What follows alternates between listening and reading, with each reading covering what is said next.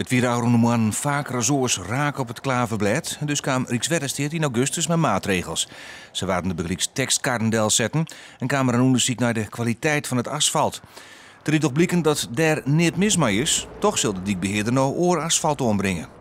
Ondanks dat wij constateren dat de stroeffiet over het algemeen goed is en voldoende is, hebben we toch nog eens naar de verschillende onderdelen van het knooppunt. Waar kunnen we die stroeffiet nog zo optimaal mogelijk maken? En dat betekent dat we een aantal van deze verbindingswegen en een paar lussen zullen wij mooi stralen, nemen we dat, zullen we het asfalt nog verder opruwen. Dat opruwen zal al gauw gebeuren, nog dit eerst, maar de werkzaamheden kleerwijzen. De verwachting is dat de automobilisten daar geen last van hebben zullen. Op zich geen grote geval, want we zullen de werkzaamheden in de verkeersluwe periode zullen we die uitvieren, dus we zullen het oerles tot een minimum beperken. De oorzaken van het hege getal ongelukken lezen even Rijkswaterstaat bij het toenemende gebruik van smartphones in het verkeer. Maar ik ben de snelheid, die is op het knooppunt nog vaak viersen te heeg.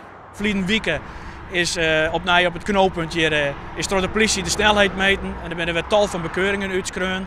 En het is helaas meer regel dan uitzondering dat er nog steeds mensen maar wel 50 km te hard rijden over het knooppunt.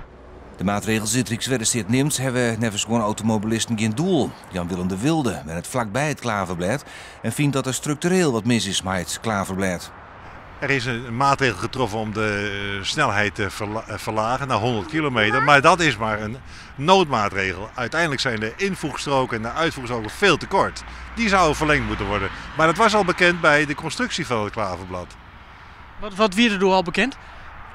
Dat uiteindelijk die stroken te kort waren. En dat zou mogelijkerwijs bij intensief verkeer tot problemen kunnen leiden. Rijkswaterstaat heeft nog één boodschap voor mensen op het klaverblad. Anticiperen op weersomstandigheden, snelheid aanpassen, rugs rijden, handen ontsturen.